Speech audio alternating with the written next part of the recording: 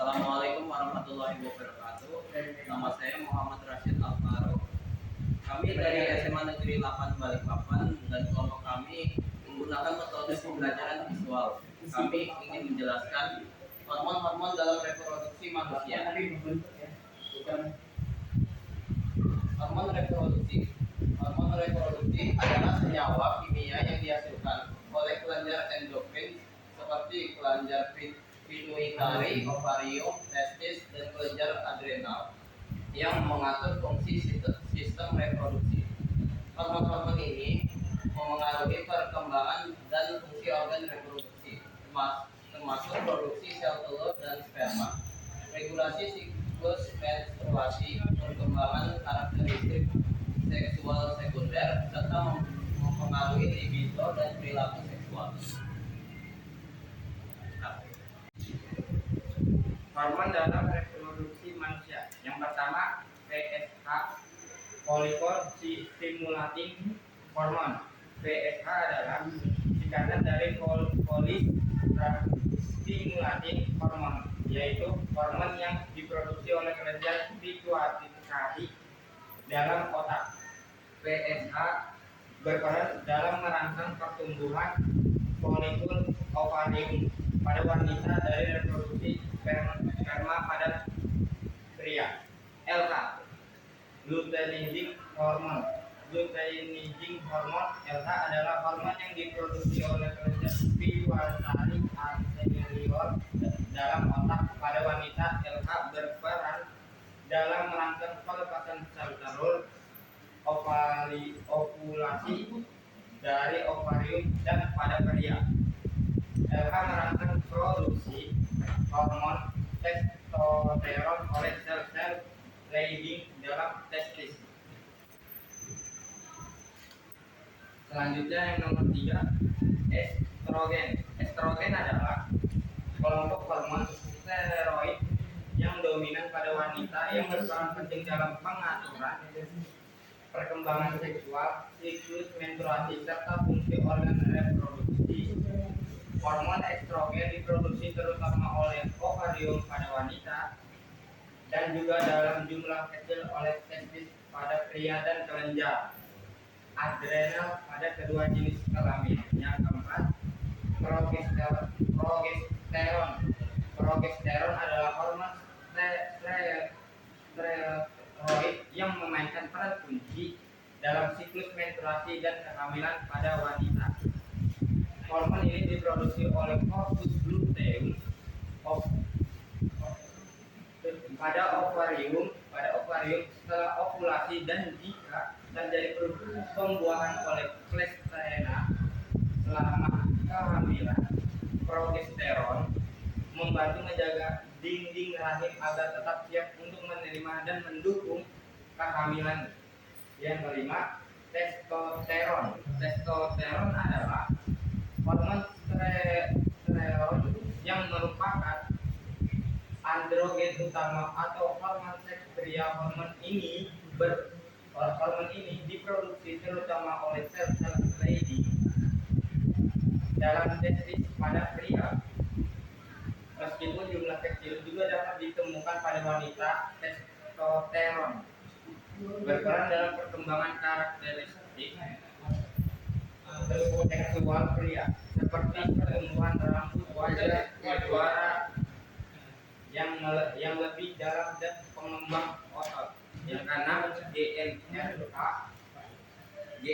adalah singkatan dari gonadotropin releasing hormone. Hormon ini diproduksi oleh hipotalamus, bagian dari otak, dan berperan dalam mengatur pelepasan hormon-hormon reproduksi seperti FSH, Follicle Stimulating Hormone, dan LH, luteinizing hormone dari kelenjar pituitari.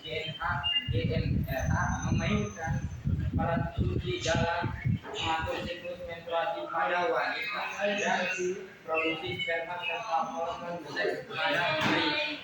Proses pubertas. Pubertas adalah proses perubahan fisik satu anak berubah menjadi tubuh dewasa yang mampu melakukan reproduksi seksual. Proses ini dimulai dengan sinyal hormonal dari otak bergerak. Ovarium pada anak perempuan, testis pada anak laki-laki menanggapi sinyal tersebut dengan memproduksi hormon yang merangsang libido dan pertumbuhan. Fungsi dan transformasi otak, tulang, otot darah, kulit, rambut payudara, dan organ seksual. Pertumbuhan fisik dan meningkat pada tahun pertama kita selesai satu orang dua saja berkembang. Proses pubertas laki-laki biasa ada keluarnya air mani terjadi saat sedang tidur. Pada remaja laki-laki pubertas pertama rata-rata terjadi pada usia 13 tahun. Hal ini merupakan hal yang wajar terjadi karena anak laki-laki yang pubertas mulai memproduksi lebih banyak hormon testosteron dan menghasilkan sel sperma. Dan suara anak laki-laki akan menjadi lebih berat.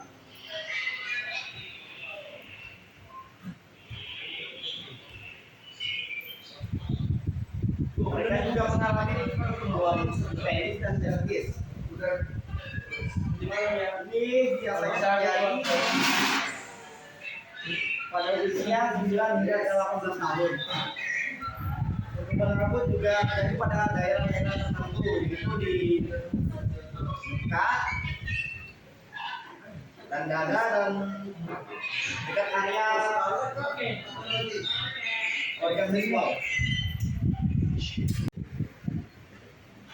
Baik, sekarang saya akan melanjutkan proses pubertas wanita. Di sini kita melihat proses pubertas wanita, menstruasi pertamanya terjadi pada antara usia 12 sampai 13 tahun. Namun menstruasi pertama setiap perempuan dapat berbeda. Tanda pubertas ini bisa dialami sejak berusia 9 tahun. Koreksi lagi, bisa lagi lebih beda lagi.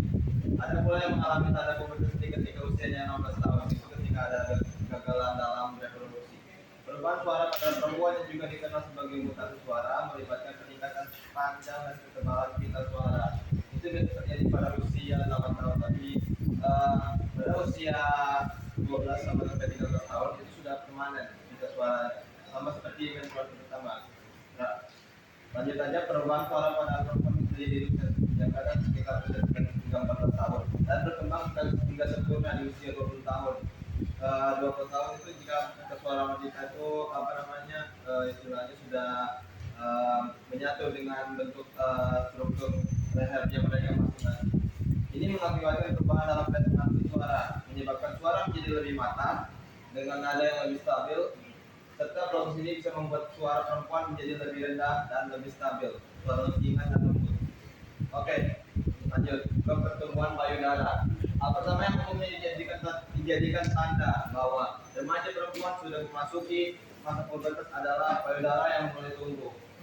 Diawali dengan area sekitar putih, ini biasanya terjadi pada saat anak perempuan memasuki usia 8 sampai 13 tahun. Biasa ini dipicu oleh hormon bukan hormon reproduksi wanita, karena pada usia 8 sampai 13 tahun ini ada hormon lagi yang menciptakan struktur tubuh yang baru untuk memasuki wanita dalam masa remaja. Pada masa remaja perempuan itu baru bentuk payudara yang berubah mungkin bisa berbeda antara payudara yang satu dan yang lainnya. Tergantung sisi mana yang lebih dulu tumbuh. Biasa dalam ilmu kedokteran, sisi bagian kiri dekat jantung itu yang menjadi lebih tumbuh. Sama halnya juga dengan laki-laki, tapi tidak sebesar dengan perempuan. Selain terbesar sebelah, payudara juga akan terasa sakit atau nyeri. Ini ditandai dengan faktor tubuh harus menyesuaikan bentuk tubuh yang baru saat memasuki remaja, terutama saat disentuh. Rasa nyeri ini akan menghilang seiring dengan berjalannya waktu. Sebenarnya rasa nyerinya itu nyerinya itu mulai terasa dari usia 8 tahun. Itu mulai terciptanya ada sedikit tonjolan. Setelah 13 tahun ini seperti ini bukan akhir atau batasnya, tapi usia 13 tahun itu yang paling lama mulai rasa nyeri itu datang. Baik. Jadi kita lanjut ke bagian-bagian reproduksi pada laki-laki dan wanita. Nah, pada organ-organ reproduksi pada laki-laki yaitu ada skrotum. Nah, apa sih skrotum itu? Skrotum adalah kantong kulit yang terletak di bawah penis pada pria. Fungsinya adalah untuk melindungi dan membawa testis serta mengatur suhu testis untuk menjaga produksi sperma yang optimal. Nah, yang kedua ada penis. Penis adalah organ reproduksi eksternal pada pria yang terletak di bagian depan tubuh. Ya, di atas skrotum. Ini terdiri dari jaringan spons yang mengalirkan darah dan uretra, saluran yang membawa urin dari kandung kemih dan juga mengeluarkan sperma saat ejakulasi. Fungsi utama penis adalah untuk memfasilitasi hubungan seksual dan pelepasan sperma. Lalu yang ketiga ada testis. Ini merupakan organ reproduksi jantan pada mamalia, termasuk manusia. Mereka terletak di bagian di dalam skrotum dan berfungsi untuk menghasilkan sperma dan hormon seks seperti testosteron. Nah, testis terdiri dari jaringan kompleks yang mengandung sel-sel sperma dan sel-sel didik yang menghasilkan hormon testosteron. Juga fungsi utama testis adalah memproduksi sel-sel produksi jantan atau spermatozoa dan mengatur perkembangan karakteristik seksual sekunder pada pria. Lanjut. Yang keempat ada bagian inti utama dari reproduksi pada laki-laki yaitu sperma. Sperma merupakan cairan yang mengandung sel-sel reproduksi jantan disebut spermatozoa yang diproduksi oleh testis pria. Nah, sperma juga merupakan komponen dari semen cairan yang dikeluarkan oleh penis selama ejakulasi. Sel sperma adalah sel haploid yang mengandung setengah jumlah kromosom dari sel-sel tubuh manusia lainnya. Juga fungsi sperma adalah untuk membawa materi genetik jantan ke sel telur wanita selama pembuahan yang kemudian menghasilkan embryo baru. Nah, pada organ reproduksi pada laki-laki itu juga terdapat kelenjar. Yang pertama ada epididymis. Apa sih epididymis itu? Epididymis adalah tabung yang melingkar dan berbentuk seperti benang yang terletak di bagian belakang setiap penis. Seperti ini. Testis. Fungsinya adalah untuk menyemak sperma yang dihasilkan oleh testis dan memungkinkan kematangan dan pergerakan sperma sebelum mereka dipompa ke vas deferens selama ejakulasi. Yang kedua ada vas deferens. Apa sih itu vas deferens?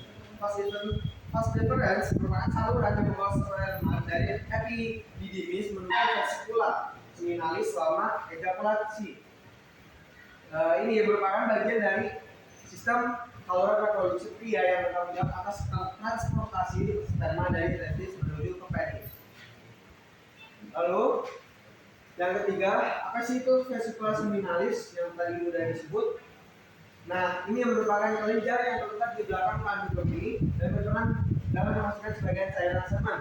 Cairan yang dihasilkan oleh vesicula seminalis mengandung zat-zat yang memberikan cairan kepada sperma dan membantu melindungi serta mengatur pH semen. Lalu keempat ada kelenjar prostat.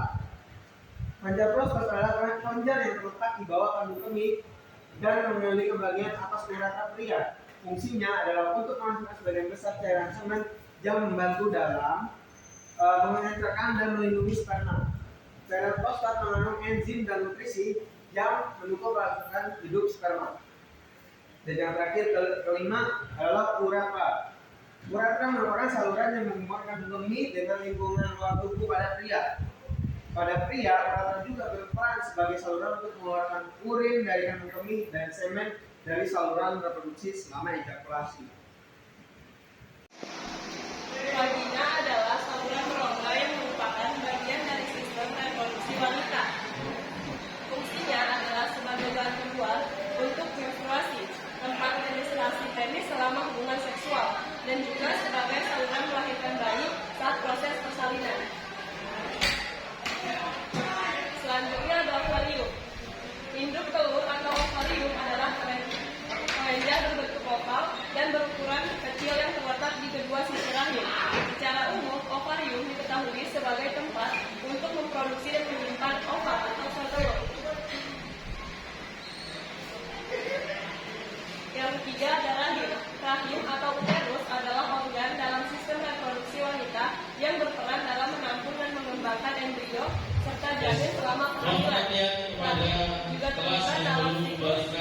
dengan mengalami perubahan secara teratur sebagai bagian dari persiapan untuk kehamilan.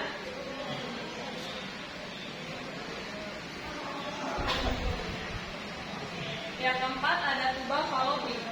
Tuba falopi juga dikenal sebagai saluran tuba atau tuba uterina, adalah sepasang saluran yang menghubungkan ovarium dengan rahim pada sistem reproduksi wanita. Fungsinya adalah untuk membawa sel telur dari ovarium ke rahim dan juga sebagai tempatnya terjadi pembuahan, yaitu penyatuan sel telur. Nah, sekarang kita masuk di gangguan dan kelainan atau penyakit pada organ reproduksi. Yang pertama itu ada sifilis. Sifilis adalah penyakit menular seksual yang disebabkan oleh bakteri Treponema pallidum. Penyakit ini dapat menimbulkan gejala berbagai tahap, mulai dari luka di tempat infeksi awal hingga masalah serius pada organ dalam jika tidak diobati. Sifilis dapat ditular melalui kontak seksual atau dari ibu hamil ke janin selama kehamilan. Yang kedua, gonorea. Gonore atau gonorea adalah penyakit menular seksual yang disebabkan oleh bakteri Neisseria gonorrhoeae. Infeksi ini dapat mempengaruhi saluran reproduksi, uretra, dan rahim, rektum, tenggorokan, dan mata.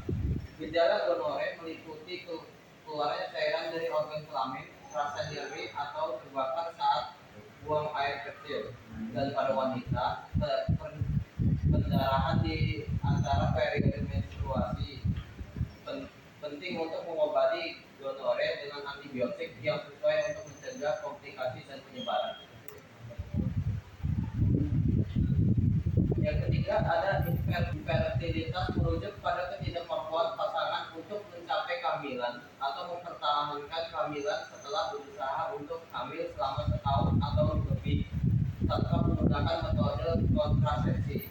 Penyebab infertilitas bisa berasal dari faktor pria, wanita, atau kombinasi keduanya. Faktor-faktor tersebut melibatkan masalah pada organ reproduksi, gangguan hormonal, masalah sperma atau sel telur, dan kondisi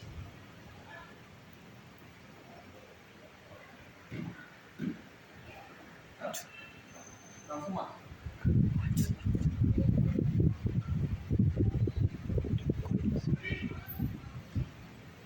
Organ reproduksi, gangguan hormonal, masalah sperma atau sel telur, dan kondisi kesehatan lainnya. Diagnosis dan perawatan infertilitas dapat melibatkan berbagai metode, termasuk pemeriksaan medis, intervensi hormonal, atau prosedur reproduksi bantu seperti fertilitas in vitro atau IVF. Dan yang keempat itu gangguan menstruasi. Gangguan menstruasi mengacu pada perubahan abnormal dalam siklus menstruasi wanita. Ini dapat melibatkan perubahan durasi siklus, volume darah haid, atau timbulnya gejala yang tidak biasa. Gangguan menstruasi dapat disebabkan oleh faktor-faktor seperti ketidakseimbangan hormon, gangguan pada reproduksi, perubahan berat badan yang ekstrim, stres, atau kondisi kesehatan tertentu.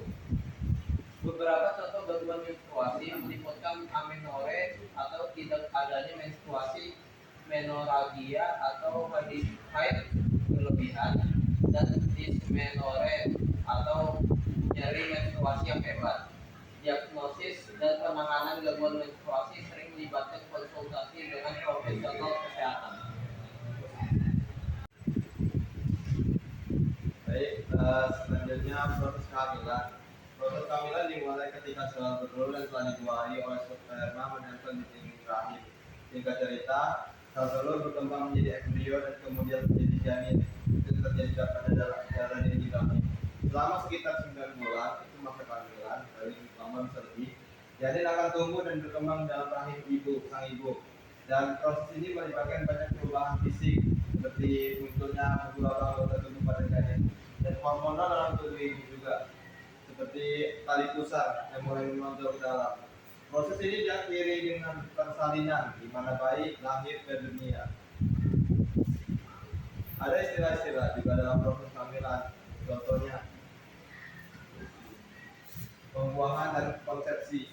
Pembuahan atau disebut juga fertilisasi, konsepsi, fekundasi, dan silikasi adalah gabungan dua gamet, dua sel, dua kromosom yang berbeda yang dapat berupa nukleus atau sel-sel nukleus untuk membentuk sel tunggal berikut atau sel-sel baru.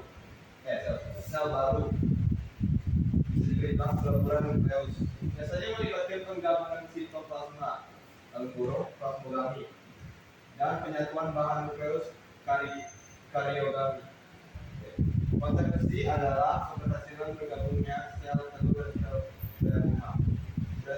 Proses ini terjadi dalam hitungan jam hingga hari setelah melakukan hubungan seksual.